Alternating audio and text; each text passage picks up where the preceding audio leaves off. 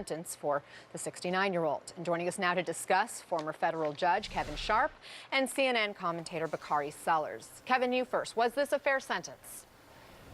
You know, was it fair? My initial reaction was no. That I was surprised, a little disappointed in that. Certainly the sentencing guidelines of something in the 20-year range, I think Judge Ellis was right. That would have been too harsh. But a 4-year sentence based on these facts and circumstances, I think it came woefully short of a sentence that would have been fair. Bakari, you say this is an example of how the criminal justice system in this country favors the white, the rich, the powerful. Explain how you see it this way. Well, I don't think that, I actually don't think this was fair at all, and I think it perfectly exemplifies what I said, and that what you saw was privilege in that courtroom. I practice in the federal courtroom often. In fact, I'm going to meet with the solicitor today when I leave this studio, and what we see is nonviolent drug offenders who get far greater sentences than that of Paul Manafort.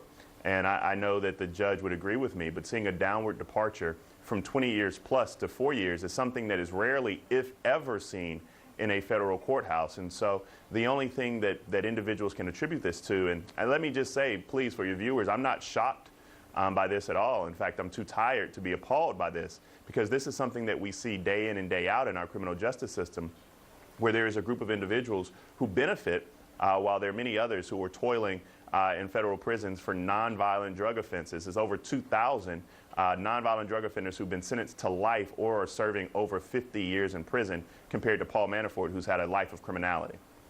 Do you agree with that assessment, Kevin? That the system is just kind of messed up that way? That this is just a reflection of the system, not necessarily poor judgment by Ellis? Well, I think it's a combination of both. The system favors the wealthy and the white. I don't think you can look at the data and disagree with Congressman Sellers on that. That's just the way it works. In my time off the bench, I've been very outspoken about what I think are incredibly harsh sentences for nonviolent drug offenders, mandatory sentences myself. I had to sentence a young man to a mandatory life in prison for a crime that I think probably deserved 8, 9, 10 years, the maximum. And so I can see why someone looking at this sentence would be very, very frustrated with it. The system works differently for those who are wealthy and for those who are white. It's hard to argue with that. I mean, that being said, sentencing isn't over for Manafort. He's going to face another judge this month, in fact, next week, for his conspiracy charges and also for the lies he apparently told after striking a plea deal. The first judge, of course, was outspoken against the special counsel, at least very critical of Mueller's team. Bakari, do you think this next judge will be tougher? I don't have the audacity to believe that I can get in the head of these amazing jurists who are these judges. But what I can say is that even though Paul Manafort got 4 years at 69 years old, that is still a very long time. And I'm not sure if these sentences will be running concurrently. Maybe the judge can tell us, or consecutively. I'm not sure how the Federal Bureau of Prisons will look at that per se. But what I can say is that for anyone who believes that the president's former campaign manager, the individual who ran the campaign for the President of the United States, to now, 2 years later, be serving substantial amount of prison time, to say that's not a big deal is just patently false. This is a big deal. He will get more time. And for someone who's 70 years old, I mean, although the sentences aren't what we want them to be by any stretch, these are still very long sentences for someone his age. We heard the president say on his way to Air Force One that, oh, did you want to comment on that as well, No, I was just going to say, and you have to remember that the sentencing next week, the judge will be looking at a very different set of crimes. And so she will sentence based on the guilty plea that's in front of her. And so I think you will see a different sentence, much more harsh. On the issue of collusion, the president seemed to jump on some words from Judge Ellis, saying that this sentence means no collusion. He tweeted, both the judge and the lawyer in the Paul Manafort case stated loudly and for the world to hear that there was no collusion with Russia.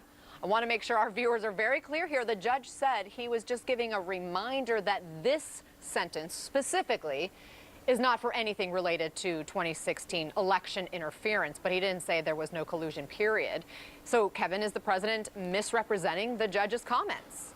Well, that wasn't what this trial was about, right? This was bank fraud. You're right, this wasn't about collusion. This was failure to pay taxes. And so that it's not about collusion, not surprising. That wasn't what he was on trial for. You know, that will wait for Mr. Mueller's report. Bakari, I want to get your take on freshman Congresswoman Ilhan Omar's controversial comments that led the House to pass an anti-hate measure this week. An article in the Jewish Journal criticized this move, compared it to saying all lives matter instead of Black lives matter. Is that a fair comparison?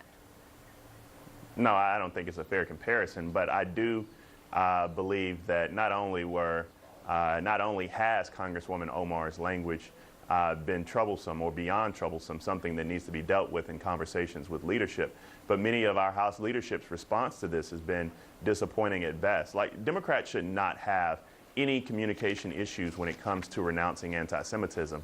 In fact, that should be something that we can easily check off our list of things to do. To see us stumble and meander just when dealing with these basic issues has been disappointing at best, and seeing us not be able to get our messaging on point has been very disappointing. My hope is that people understand that words matter, and anti-Semitism in any shape, form, or fashion has no place in the political discourse or dialogue. It's very difficult for us to continuously call out that anti-Semitism and racism on the right when we allow it to permeate our messaging on the left. And so the leadership has to do a much better job of getting its caucus in line. And now we have the president jumping on this issue that you just brought up and calling Democrats the party, the anti-Jewish, anti-Israel party. I know you would disagree with that, and we're going to discuss a little bit more in the next block. Bakari Sellers, Judge Sharp, great to have both of you with us. Thank you so much. He is one of